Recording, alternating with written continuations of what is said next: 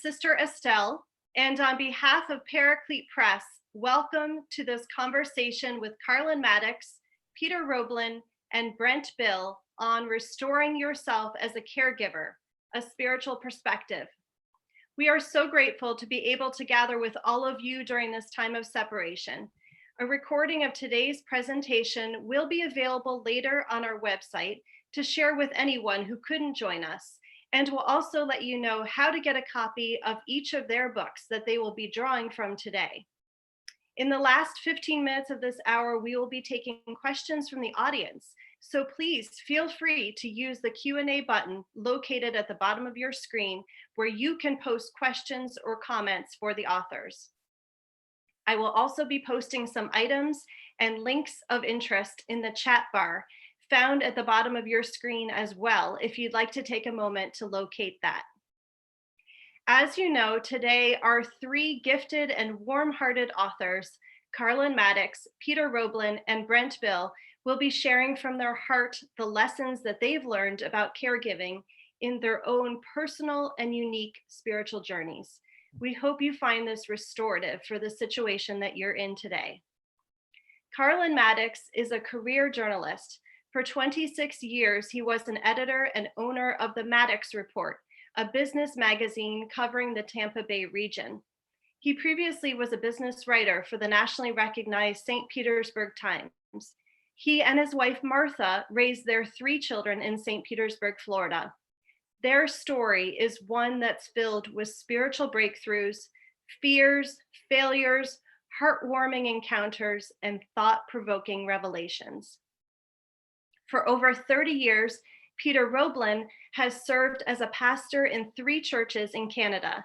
Peter's passion is to see people actively engaged in the journey of becoming more human, of becoming the people God intended us to be all along.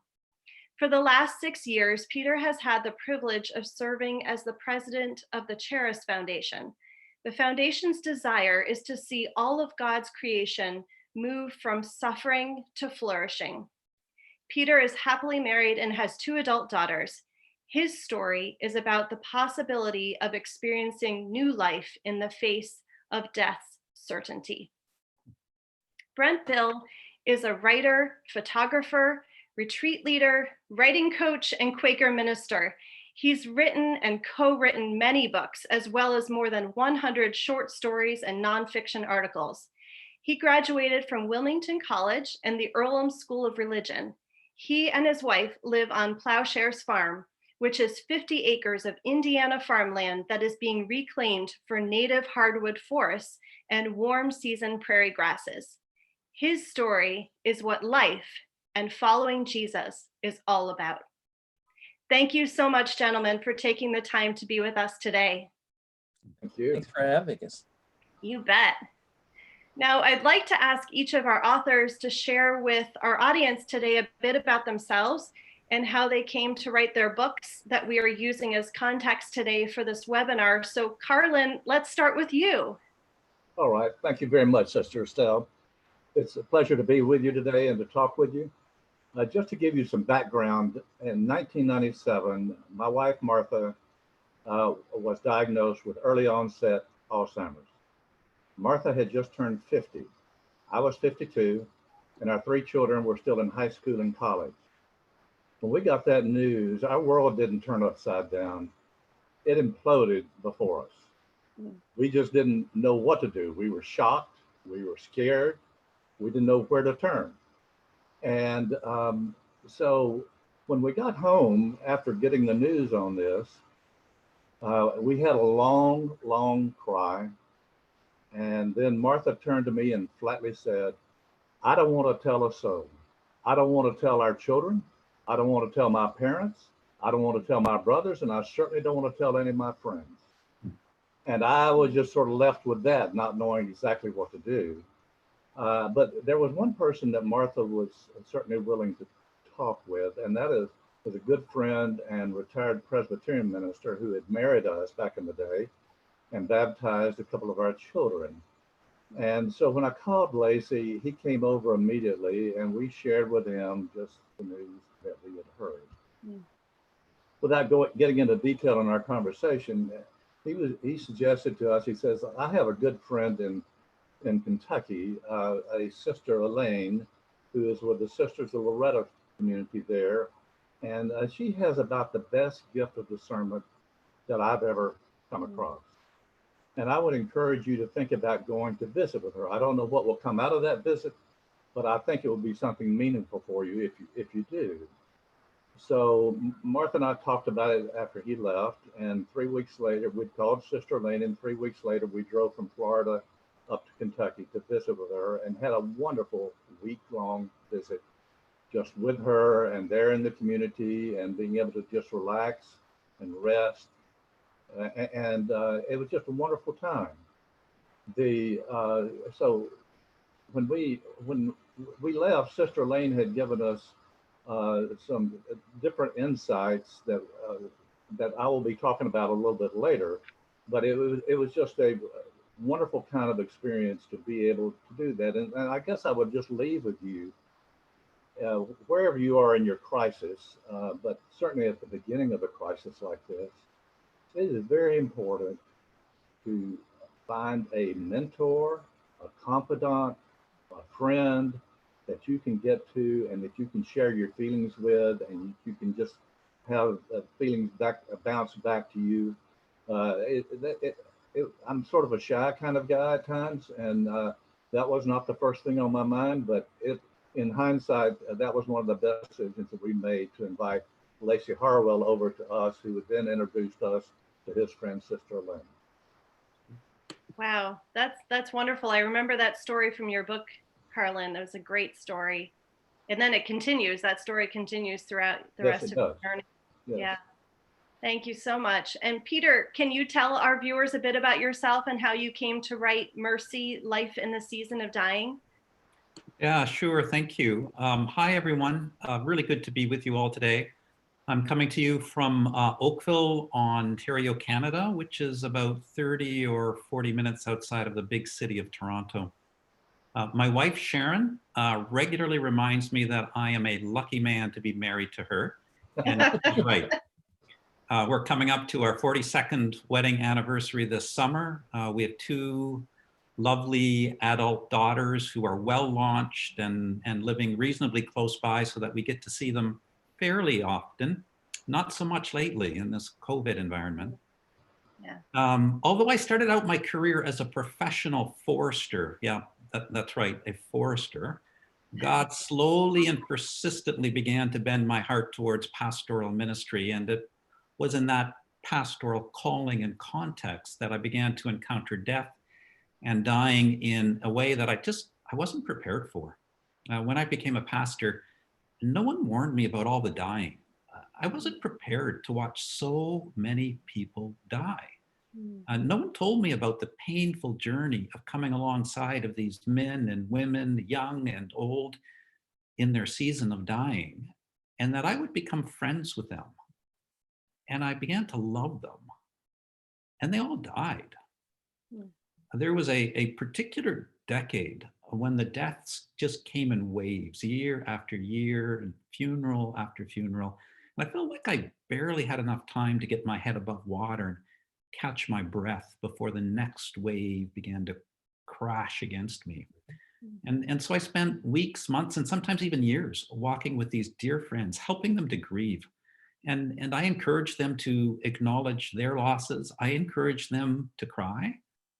I was asking them hard questions like, how was their spouse coping? Or how were their children responding? Or what were their fears? And asking them, what was Jesus saying to them? And even as I tried to help them die well, I was living quite poorly because I wasn't acknowledging my losses, and I wasn't crying, and I wasn't allowing anybody to ask me how I was coping. And quite frankly, I wasn't hearing anything from Jesus. And the weight of sadness and unresolved grief just began to paralyze me emotionally and spiritually. And I'm very grateful for a much needed and life-giving sabbatical that my church gave to me. And it was in that time that I finally began to work through my losses. I tried to make sense of those personal deaths, the individual people that died that I cared about, but also just death in general, because I was really struggling with the random senselessness of death. Why does a 43-year-old husband and father of two die from ALS? Why does a toddler fall off of a dock and drown? Why does a young mother of three contract an exceedingly rare form of brain cancer that claims her life within 2 years of discovery? So those early weeks of my sabbatical were somber, they were depressing as I reflected on each death, but I was giving myself permission to grieve. And I journaled and I cried and I spent hours alone asking God for something that might make sense out of all of this and bring maybe a measure of hope. I knew there had to be more to seasons of dying than just profound sadness. And slowly, God began to speak, or perhaps more to the truth, slowly I began to hear God, not in an audible voice, but in thoughts and in impressions. And God began to remind me that every death carries within it the possibility of new life. Now, I knew that, but we rarely focus on new life during a season of grief. Our pain, quite understandably, just blinds us to all that's really happening. Yeah. And so we don't look for signs of life. And often we don't see them. That certainly was true of me. As I reflected and grieved, I began to see things a little differently. I began to realize that many of my dying friends had been more fully alive, more fully present, more keenly aware of what was important and what was needed than I had been. God hadn't turned his back on them. He wasn't angry with them. He was actually fully present with them.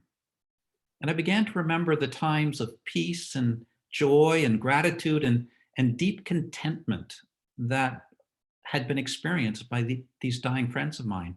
And I began to see and understand that our seasons of dying, our journey towards death, is actually filled with God's gifts of life. Now, to be sure, it's still really hard, and it's really messy. Yeah. But he's there with us in the mess. He's with us in the valley of the shadow of death. And as we walk through death's valley, God still blesses us, which is a strange and beautiful thing. It's actually quite mysterious. Yeah. So these realizations, this new awareness brought me a measure of comfort and hope and even some joy. And the more I journaled and healed, I began to wonder if others might be helped by my journey. And that's how this book came to be. It started out as a cathartic set of personal notes for my own healing. And now with Paraclete's wonderful assistance, it has become Mercy, Life in the Season of Dying. Yeah, thanks. Wonderful. And Peter, it's such a gift when your own healing can be used to heal others. And I think that's exactly what your book is doing. That's wonderful. Thank you so much for sharing that. And then last but not least, Brent, you have a gorgeous new book out, which is Beauty, Truth, Life, and Love. And I know it's not necessarily about caregiving, but it is certainly appropriate for our discussion today. And I wondered if you could share about that and a little bit about you too. Sure. And like my fellow presenters, I send my greetings and I'm happy that you can join us. Unlike Peter, I started out to be a pastor and now I find myself being a forester. We planted a little over 20,000 trees in the last 10 years. But about 8 years ago, I was asked by a group of Quakers in Ohio to come speak to them about discernment. I had written a book for Paraclete called Sacred Compass. Yeah. And some of the folks on the program committee had read that and they wanted to know in the years since that had come out, had I learned anything else about discernment? And I'd been thinking about how even if you think you're being very careful in discernment and following discernment practices that sometimes you still don't get it quite right. Mhm. And so in the thing, I began to look at the things that seemed to go well and things that didn't seem to go as well.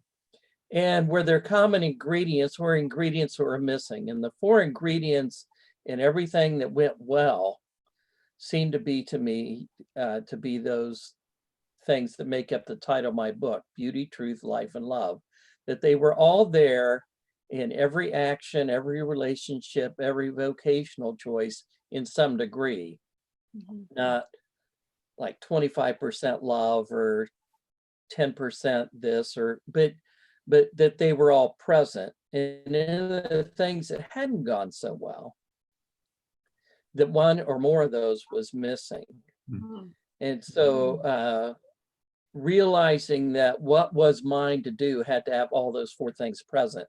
And I think that they then led to a more abundant life, which we hear Jesus talking about. And yet so many people of faith don't seem to be living abundantly. How do we put those four things into practice to help us live an abundant life? Yeah. I wanted to expand that into a book for a long time, but the opportunity didn't come until just a couple of years ago. And when it came, it was in the midst of some very apparent signs that things were not well with my wife, Nancy. There were memory issues beginning to appear fairly frequently.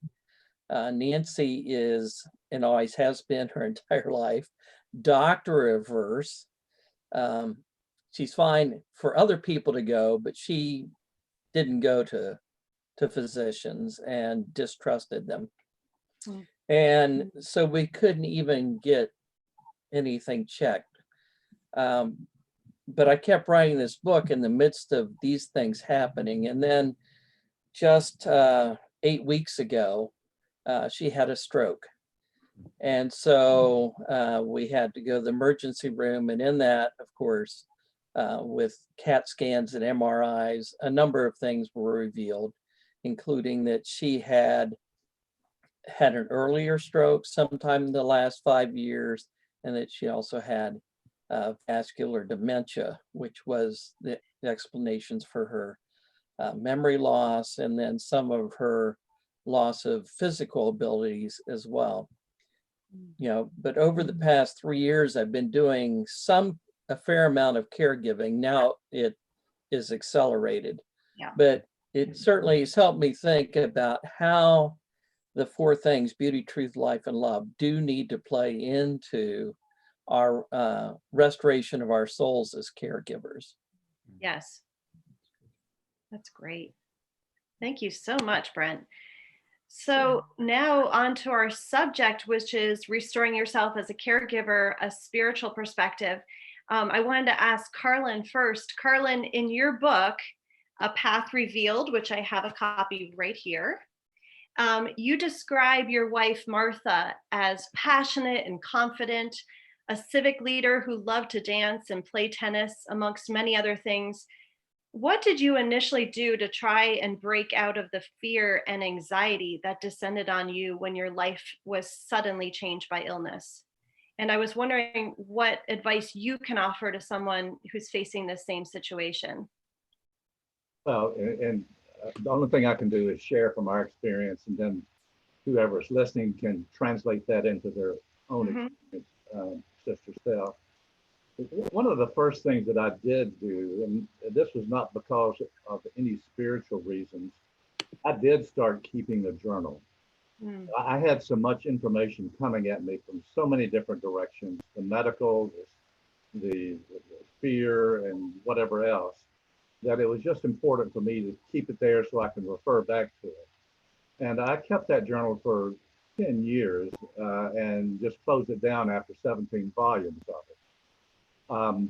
But this obviously was just the worst thing that ever happened to me, and certainly to Martha in the course of our marriage. that I'd ever experienced. And I'm talking about the worst thing emotionally and mentally and whatever else. And so this journal and being able to reflect on what I was seeing and feeling certainly helped as we moved forward. And that became pretty much the foundation for my book when I did come out with it. I hadn't intended to write a book and never thought about it until much later, but that did become the foundation. But it was just in terms of just being able to talk to somebody. I would just say that having a friend, being able to talk to the family and having the family be involved with us just brought a great sense of relief. Sister Elaine at the Sisters of Loretta gave us some other information that I'll share in just a minute. But this began to break loose. I began to read a lot from a lot of different sources. There was not much information. There were not many caregiver guidebooks in those days. I'm talking about 1997, in those days for Alzheimer's or dementia or many forms of dementia. So I was just sort of cut loose looking at a lot of different places.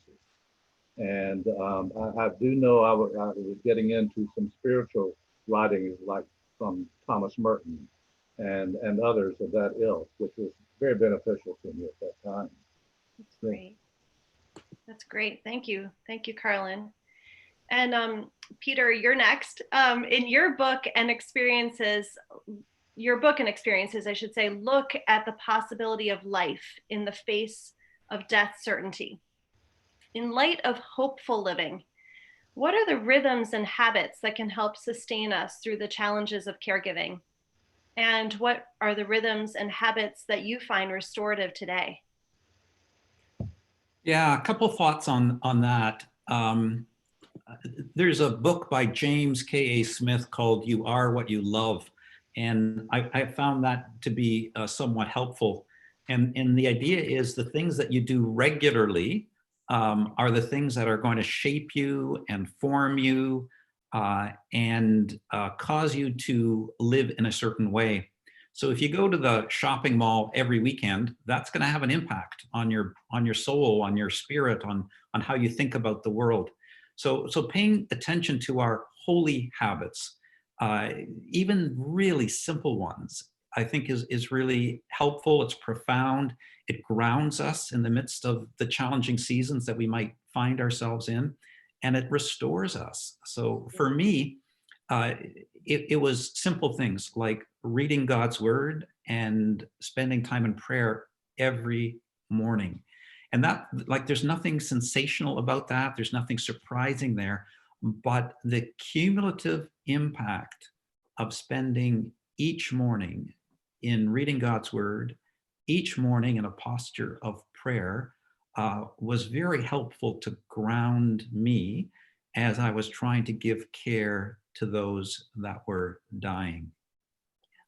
And there are many other holy habits that we can engage in, like listening to good music or reading a good book or doing things that are creative, things that bring beauty to your soul, things that feed your soul. So just paying attention to some of those holy habits. A second thing that was really important for me was community. Caregiving is such a hard task. It takes a toll on us. It's not for the faint of heart, and it should not be attempted to do on your own. And this, quite frankly, was one of my big mistakes in that intense decade of dying. In many cases, I was kind of the professional. I was the pastor. I was the one who supposedly had the most knowledge in coming alongside of these people who were dying. And I kind of took that on. And I felt that I needed to do the heavy lifting. And many of the people that are listening, you might feel the same way. You might feel like you're the closest person geographically, or maybe you've got a little bit of expertise in healthcare or social work. And so you feel like it's your responsibility to be the primary caregiver. And I would just encourage you not to do it on your own. And it's okay for you or for me to be the primary caregiver, but never think that you're the only caregiver. So there's something really important about doing this in community. And then the final thing I just draw on for me was physical activity. Needing to do something physical, something active, something productive or creative that had nothing to do with providing care. So getting outdoors, getting my hands dirty in the soil, going for walks or runs in the forest. These were all important things for me. Really helpful. Thank you so much, Peter. If I could just add to what Yeah, please. Peter is saying, that was my experience as well, Peter. Martha and I had never come across a problem that we had never ultimately been able to resolve. Yeah. And I thought we would be able to resolve this problem of Alzheimer's. And so I was very reluctant to start drawing on people in the beginning. But one of the things that, just adding on to what you're saying, one of the things that Sister Elaine told us when we were in Kentucky, all she said was, you might want to check out meditation. Now, we were Presbyterians and Protestants who had never done meditation. That wasn't part of our stick. And so that was new to us. And we got back to St. Petersburg, and I asked our Presbyterian minister friend if he knew anything about it. And he actually did, which surprised me. And he put us on to a book and information from a Benedictine monk by the name of Father John Maine, who talked about Christian meditation. So Martha and I got into that practice almost immediately. 15 minutes or so in the morning and 15 minutes in the evening. And I'm not sure if Martha would be able to follow in her own mind. So I just silently whispered a word that we had chosen. And over time, I saw Martha's anxiety just begin to diminish. And as her anxiety diminished, my anxiety diminished. Yeah. And so that was just really important to us. And frankly, I have continued the practice to this day. And it's just doing it in the morning and doing it in the evening for 15, 20 minutes, and then meeting with a group every couple of weeks. It's just been very important. Yeah, that's a great holy habit. Yeah, thanks for that. That's great. Anything you want to add, Brent? Well, tying in not doing it alone. Yeah. I'm used to doing it alone. I'm a problem solver. We're all again, Brent. And I have two people very dear in my life who were both pushing me to get involved in a support group, which I resisted. But I did. I started going to support group, and I was skeptical, but I found it very helpful and affirming that I wasn't going crazy or imagining certain things. And also the need for me to take space for myself to renew and refresh, because if I wasn't, the frustration level would get so high and I would be so burned out, I wouldn't be of any help to Nancy, let alone this situation. Have you been in the support group just in the last few years? Just the last? Yeah, about the last year and a half. Yeah. Even before anything was diagnosed officially. I just know in '97, I wasn't able to find any kind of support group. Yeah. It was almost impossible. Yeah, I contacted the Alzheimer's Association because my father had died in 2017 of Alzheimer's.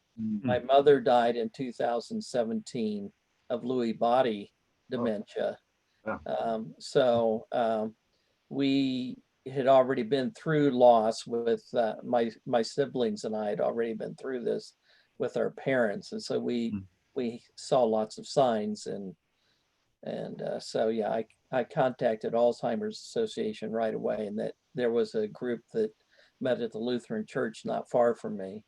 That was hard for me as a Quaker to go to the Lutheran Church, but no. Good for you, Brent. I would just add.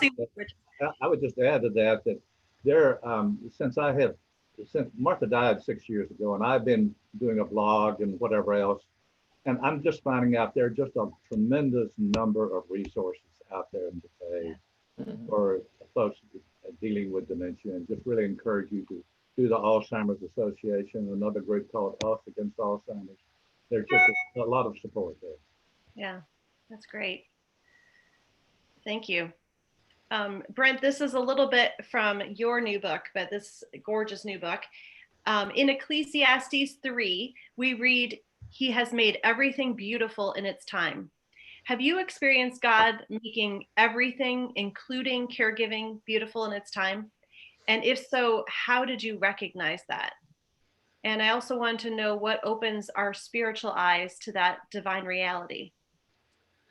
Well, I will say I am learning that everything is beautiful in its time. There are times in the midst of it, it certainly does not seem beautiful. And so the retrospect, I think it will help as a person moves through this, to be able to look back and see when there are times of beauty, and the beauty of being able to being invited into the care of another person is certainly not a task I would have chosen for myself. I'm kind of an impatient, self-centered kind of person. I'd prefer to be taken care of. And yet it's been beautiful in a number of ways, because I see God's, as God has throughout my whole life, the slow, gradual work of grace in my own soul, in my own life. And as someone who was an art major in college, beauty has always been important to me, and as a photographer. And in a different way, beauty has been very important to Nancy as an Indiana farm girl, and her connection to the land. And so one of the things that I try to do that feeds both our souls is find places where she can experience beauty, or we can experience beauty together.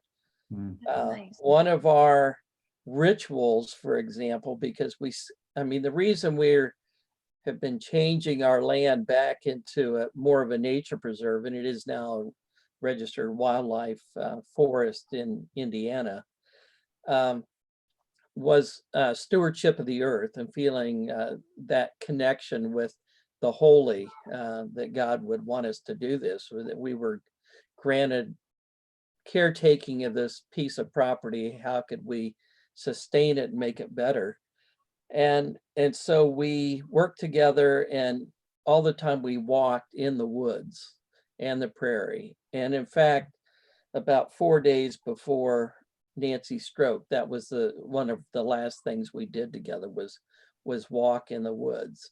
Now she can't walk in the woods, but we have a utility cart, and so I load her into the utility cart, and every day we drive the trails that we've made to look for wildflowers and where the beavers are, where the eagle's nest is, and to watch her face light up is where I see God making everything beautiful. And to take, now that's our situation. Others will find it in other places of ways to help create beauty, to allow creativity, and to invite just the wonder in. But when we spot the flock of wild turkeys or the young family of deer, it does both our souls good and reminds us and connects us to our Creator. Terrific. Thank you for sharing that. And Carlen or Peter, do you want to add anything to that? Yeah, I've got a different angle on that. It's the dying that have shown me beauty and truth and life, and I had not expected that. I think the first time that a dying person, it was a man, said, I wouldn't change anything about my circumstances, and I couldn't make sense of it. But as we talked and I asked him to explain, I began to see the beauty of new life that he was experiencing. He said that he wouldn't change anything because he'd never felt closer to God. He'd never been closer to his family. He was seeing the world differently. The worries and the pressures and the stress of the world had just slipped away. He said, yeah, I'm dying, but I've never been in better shape. How beautiful is that? Yeah. And so kind of seeing that truth, that beauty, that life in a dying person's words and how they see the world, that's been stunning for me. And I might say, I mentioned that my mother and father passed away from Alzheimer's and another form of dementia within 8 weeks of each other, actually. And 8 weeks after that, our youngest, or our son, Chris, who had been fighting cancer, died. But he was in that same space that Peter talked about. I never once heard him complain during he had a peacefulness about him. He wasn't happy with the situation. He was an athlete. But 3 weeks before he died, he was out at the golf course with his company, watching them golf and putting for them barefoot on the greens, because most of them didn't know he was dying until they saw him that day and saw how thin he was. And then 3 weeks later he was gone. But he had this peace about him through the whole time that moved me deeply. Yeah. And Carlen, I see that beautiful picture of Martha's right over your shoulder there. So I know that beauty meant a lot to her and to you. Yeah, I just wanted to share briefly. When Martha was diagnosed, I mean, Martha was a very spirited woman, had run for the Florida state legislature the year before and lost that by 20 votes, which disappointed us greatly. But in hindsight, we're very thankful for that. But so her confidence just eroded and was pretty much gone over the course of 2 years. In 1999, our sister-in-law got to Martha and said, Martha, why don't you join an art class with me, a watercolor painting class? And I was skeptical because Martha had never done this. She was an outdoor girl and loved to socialize and whatever else. But so she did with KK and started getting into the painting, and was just, her confidence just began to blossom. And she would take me out to the craft store and say, Carlen, we need to get this, and this, and whatever, and just boss me around, and it felt good. That. But what I have over my shoulder is one of her paintings. I call it her self-portrait. I don't know what Martha thought it was, but it's just very colorful. I know that her art teacher told me at some point, said, Carlen, I don't know where this coloration is coming from that Martha is doing. It just cannot be taught. I obviously viewed that as a gift from God in some way.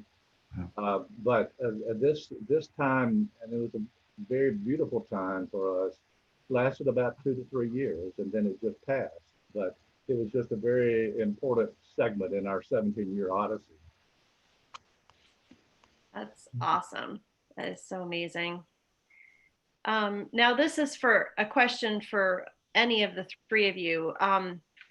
As Rainier Maria Rilke has said, for one human being to love another human being, that is perhaps the most difficult task that has been entrusted to us. Is loving another human being the most difficult task that we're given in this life? And in what ways does caregiving provide a way for me to truly love another person? Well, I have to say, I think it's true because I use that quote in my book. I know you did, and I love it. And it's a great conversation starter. And it is and it isn't at the same time. I mean, it's a wonderful opportunity, but it's not easy. No. It is difficult to put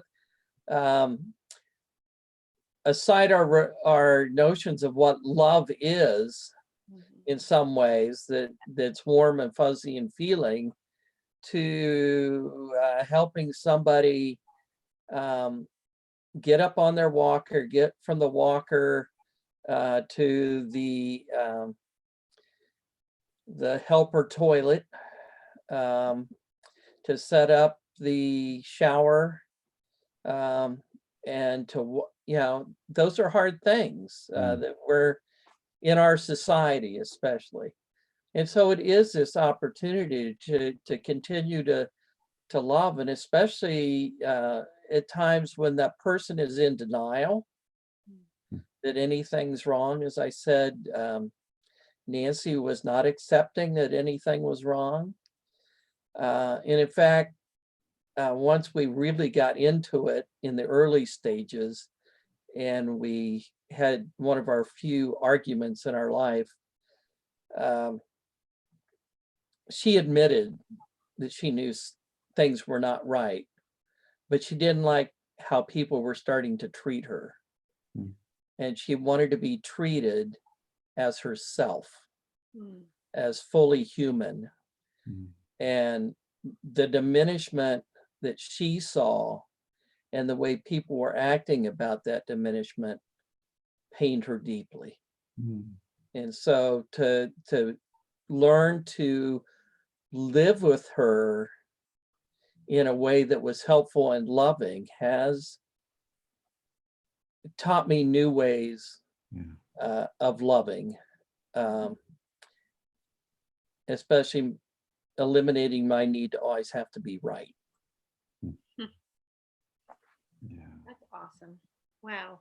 What great and interesting how your perspective on life is changing too, Brent, in watching what's going on inside of her. It's really great. Anything, Peter or Carlen, you'd like to add on that question? I think that when we're talking about the kinds of extreme caregiving that we've all been involved with, it requires an emptying of ourselves and being totally other focused, which is really, really hard because we tend to be quite self-focused. And so, but I think this extreme other focus is our calling as followers of Jesus, as followers of God, and caregiving is almost like training us for that. It's almost forcing us to empty ourselves and entirely focus on the other person. It's like what happens with a newborn babe, and the parents know that they have to do absolutely everything for that newborn babe. And there isn't anything that they wouldn't do. There isn't anything that they wouldn't do to ensure that that baby is thriving. And so that's, I think, kind of the ultimate human metaphor or image of love. And caregiving gets close to that. Yeah, that's great. I would just I have a little bit different perspective. I think during the 17 years that we lived with Alzheimer's, I was having more difficulty loving myself than loving Martha. She was vulnerable. I was feeling that empathy and sympathy for her. I am at bottom a perfectionist, and I wanted perfect solutions to the problems presented that day. And there are no perfect solutions with any kind of a crisis like this. And so I had to move through a whole period of just saying, okay, Carlen, you're doing the best that you can. And then just have to let it not press yourself anymore. I mean, just along the lines that Brent was talking about, one of the great issues with dementia today, still today, it's an ugly issue, is the stigma that's attached to people who have cognitive impairment issues.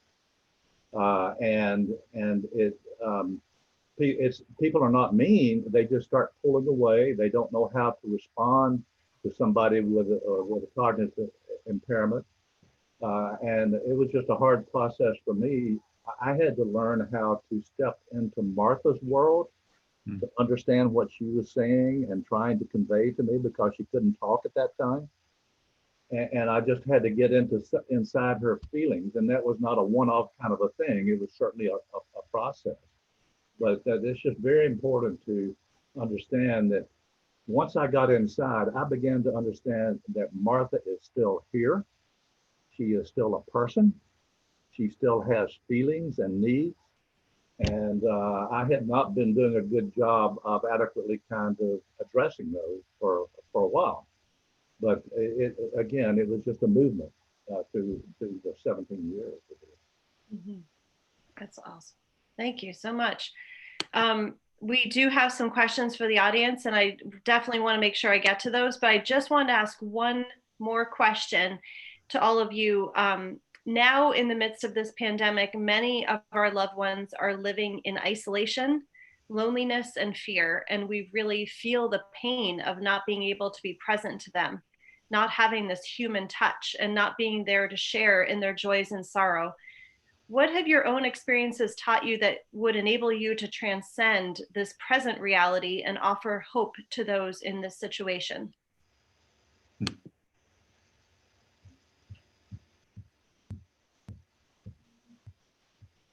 Yeah, that's a tough one. Yeah. I think at some point, I need to trust that God loves my loved ones more than I do.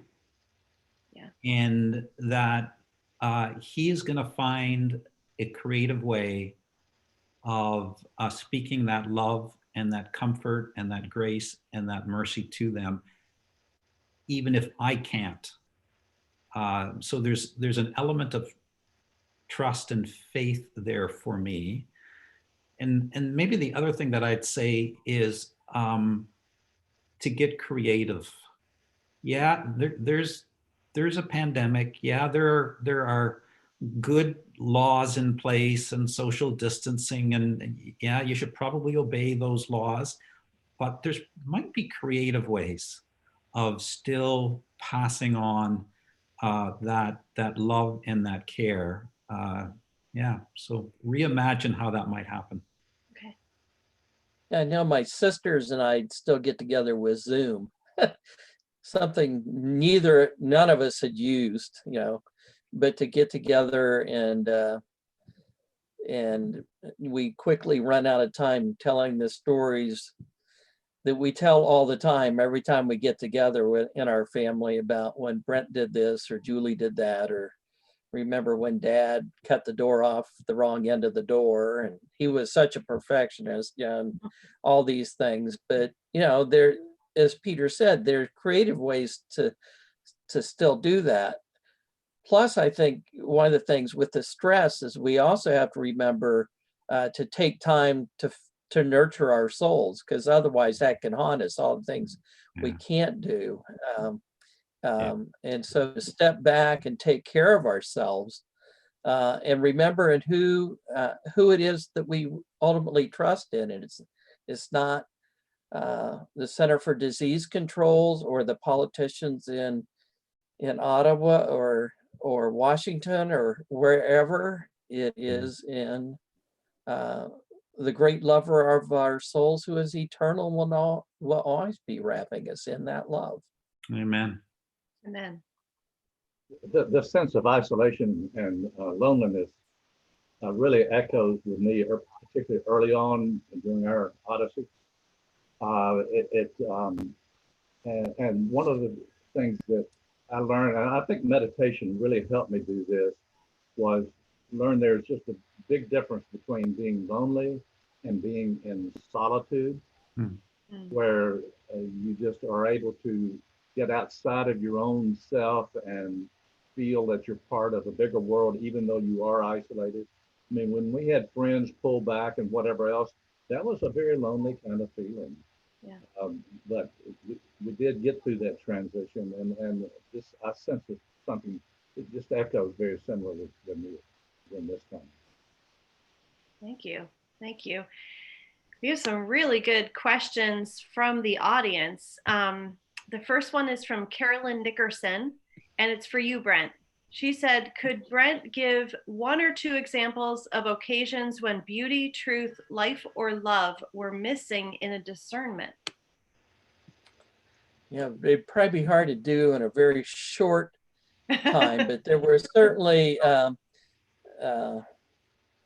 I recount some examples in my book, and one I will give an example of very quickly is when something quit being life-giving for me. It started out as life-giving, and then it stopped because my time in a particular position had passed, and I had not noticed the signs. And instead of being life-giving and life-affirming, it was life-draining. It was sucking the life out of me and became something I hated to do, even though I had originally loved that particular thing. And so that's just a real quick example of how I think we always need to test where these things are present in our lives, so that we know if they start to become absent, perhaps that thing is no longer ours to do, or that relationship's whatever is not for us at this time. No matter how good it is, it's not about what's good, it's what's right for us. Yeah, thanks. Jerry Jackson says, how can the caregiver slash spouse cope if their partner is in denial and insists, I am fine, yet does not participate in life and living, and severs from living social everyday life and only recalls our pre-relationship time? Well, that's a hard thing. And it's one of those things that you might have to just ride through for a while. You don't want to let your partner just go off by themselves and ultimately hurt themselves, because they need to stay safe. And I'm not quite sure of where they are in a stage or in a relationship. But I know that in our situation, I had to have all our children encourage Martha along with me to get to a doctor to go through an exam and just to see. So it took the family whole to do that. And I've heard of enough other families where it took the family whole to accomplish that. So that may be one way to accomplish that. If Jerry, I think, has wider family that can help support him, and he calls in their support, and they have a family meeting with them. Yeah. One of the things the support group kept affirming in me, said someday something will happen that will force this situation. And the stroke was it. Then all of a sudden everything became clear. Yeah. I mean, it was sad in that sense, but it was it was something out of my control, and not something me or our children were forcing at that point. There was a place where it couldn't be denied any longer. In our case, and Nancy accepted it. That's good. Thank you. Chris Bosch is asking, what advice do you have for a caregiver who is caring for someone who is not easy to care for? That is, they have not accepted death and are angry, frustrated, sad, and distant. How do we care for the caregiver in those situations? Wow. Yeah, that's a tough one. So this is the question is about caring for the caregiver. Yes. Okay. So coming alongside of them as they try to care for somebody who's not easy. Not easy. Not easy to care for. I think you listen to them, give them a place to rant, to dump, to just express all that they're feeling, and kind of absorb that for them, and don't try to fix it. because it's real. It hurts. It sucks. And continue to lift them up in prayer. Maybe ask the really simple question, what can I do for you right now? What do you need from me right now? So don't try to solve it, but see if there's something that you might be able to do for them that might ease the pain. So those are some initial, fairly simple thoughts. Good. Anyone else on that one? Okay, we can move on to the next one. This is from Terry Aller. How can I find a spiritual mentor through this while I care for my husband with his Alzheimer's? She lives in Southeast Michigan. So she's looking for a spiritual mentor through this. Carlen, how did you find Sister? Well, it came from a friend who was a retired Presbyterian minister. That's right. And it was not something I would not have thought necessarily to do that if Martha had not said, I don't want to talk to anybody. But then we talked about Lacey, and she said, well, I would be glad to talk to him. So it just depends on, I mean, does this person have a church that they can get to a pastor who could help direct is one thought. Or maybe if it's at a stage where you're feeling embarrassed to talk about it, getting to another church where you have some respect for what's going on to just, you just have to, I mean, you may not get a spiritual mentor, you may get a therapist who can be of real value as well, and that person could direct you to a spiritual mentor. Without knowing the details, it's hard for me to talk beyond that. Yeah. One of our attendees wrote in and said, I believe some seminaries, for instance, Tyndale has a list of spiritual directors. So if that helps you at all, Jerry, I would agree with that. That if you Google spiritual directors, you might find some that are in your area that you can connect with. So I think that's a good suggestion. Good. Okay. This is from an anonymous attendee. How can the caregiver be okay and still helpful when the person doesn't remember what was said or done and both are frustrated?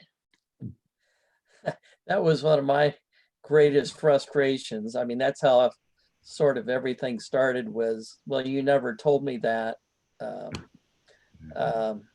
you know, all the time. And even after we started using a calendar with everything on it, it was like, well, you changed the calendar. And so the support group was really helpful for me in that, because one of the skills they taught me was how to deflect. Because one of the things I would want to do is say, yes, but I did tell you, and here's what I told you.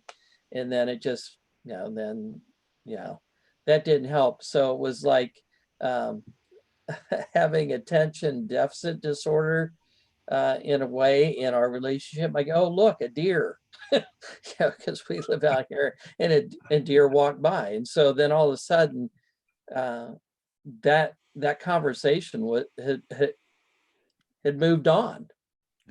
Yeah. So learning not to try and answer everything and deflect into another sort of thing was very helpful for me in dealing with it. And it eased Nancy's frustration part, because then she would forget that she brought it up that I hadn't told her. Yeah, Or that she thought I hadn't told her. Yeah. Thank you. We have one last question, which is from an anonymous attendee as well. I still find that I respond inappropriately and with frustration at times, although I know in my heart that my wife is doing her best. Be gracious to yourself. Yeah, your feelings are legitimate. Like it's human. It's real. Be gracious to yourself. One of the first things I heard early on in our journey was from a mentor, and he said, Carlen, what you're setting out on is going to be a very difficult process. He said, make sure that you are gentle with yourself. Yeah. Same thing that Peter said. Make sure that you are being gentle with yourself. And that was sort of hard for me to do for a while. That's great. Faye Grasty just wrote in a comment. She says, I got from my church a Stephen minister for my husband. He is the patient. That's good. And as a caregiver, I attend a support group led by a counselor with a specialty in caregiving, and I play golf. That's good. Awesome. Good. This has been terrific. Thank you so much. Do you all want to add any sort of closing remarks before I do? No, thank you for the opportunity. Yes. I would just say, make sure you take good care of yourself. That's an old cliche, but it just really needs to be embraced. Amen. Amen. It's good. Amen.